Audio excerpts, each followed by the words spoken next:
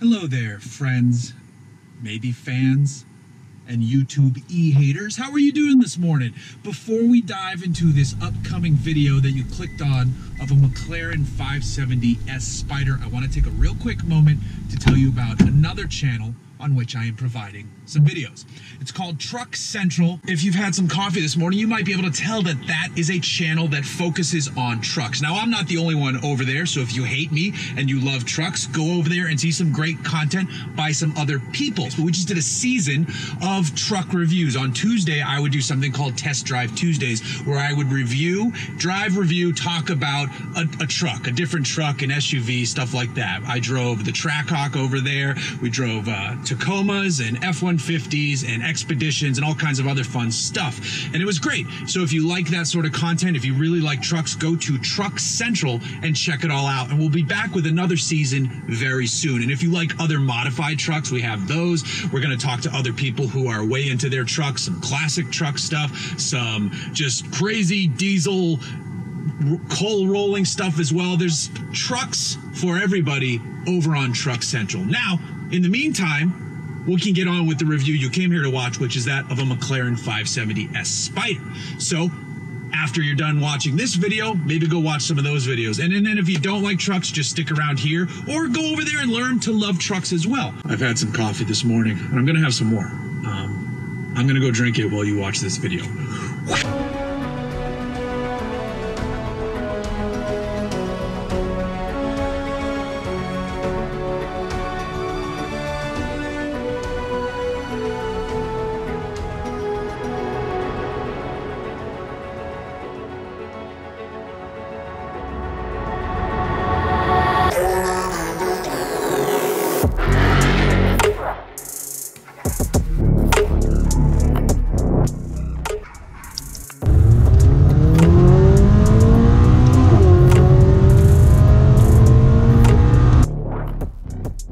This is a McLaren 570S. More importantly, it's a Spider. That means the roof can take a break and let the sun shine in and let the noise roar in. And that's a very good thing. I'm grabbing a paddle and we're gonna go. It's the same McLaren formula that we've seen in the 570S before, just with no roof now. 562 horsepower from a twin-turbocharged V8 engine, tons of torque, and here we go!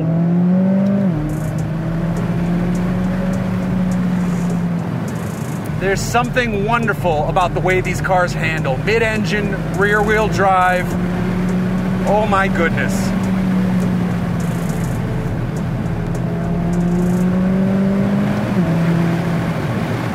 These are British-born spaceships crafted in Woking in the United Kingdom. And they are just glorious driving machines. Despite being supercars in both performance and style, they're comfortable. The seats are supportive, but they're comfortable. You could do long road trip type journeys in this vehicle and smile when you come out the other side. Or you could just find your favorite canyon road and destroy it. The steering feel is tremendous. You feel everything those front tires are doing. Now with the brakes, you have to push past an initial deadness and then they grab tremendously, but you have to use a lot of effort. They almost feel more like race car brakes, which they're probably more closely related to than street car brakes. The suspension is firm because I have it handling and powertrain both in track. I want the most visceral experience.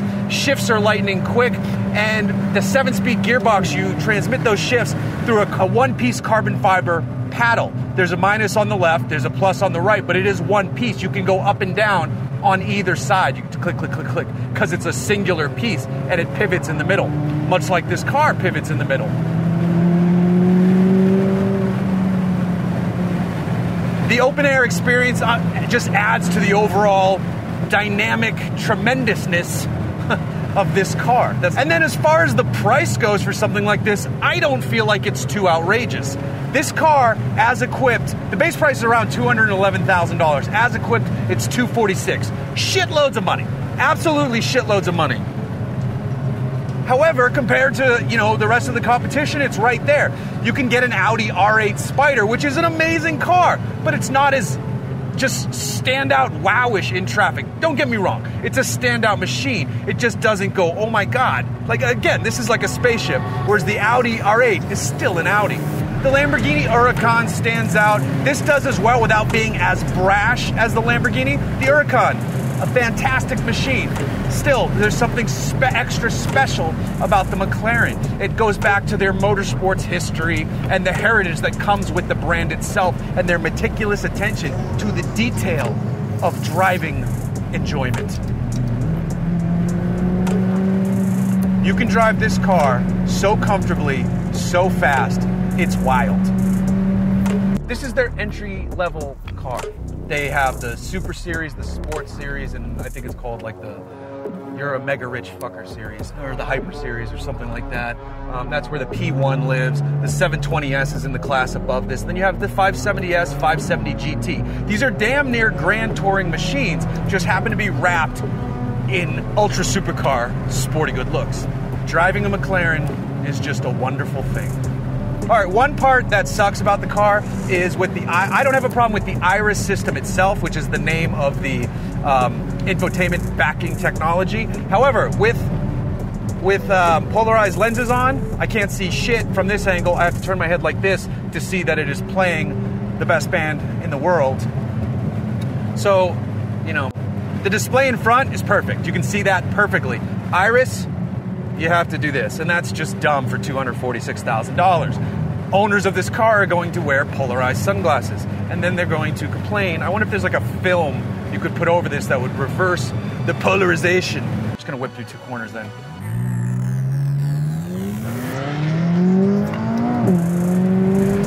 When you drive this slowly, it's awesome. When you drive it the way it wants to be driven, it's unreal. Those bikers wouldn't stand a chance in front of me on this road. I can corner better than they can corner. And I'm comfortable doing so.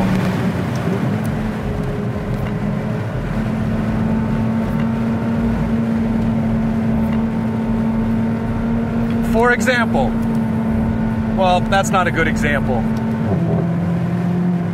But even if that was our sport bike, we would have caught him. This car rules, and I love it. And I don't even like convertibles, but it works. And it doesn't affect the rigidity because this is a carbon tub. McLaren says it has no effect on stiffness. It has no effect on 0 to 60. It's like 3 flat.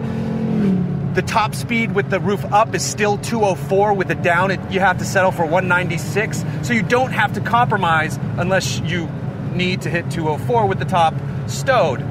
You don't need to compromise by getting the convertible, and that's fantastic. This is a hell of a machine.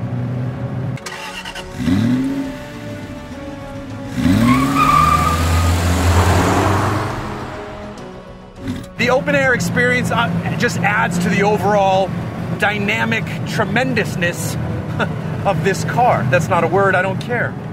I can say what I want, I'm in a McLaren. Oh, what are we doing there in the road? Wow. Are we doing modeling shots in the middle of the road? That's cool.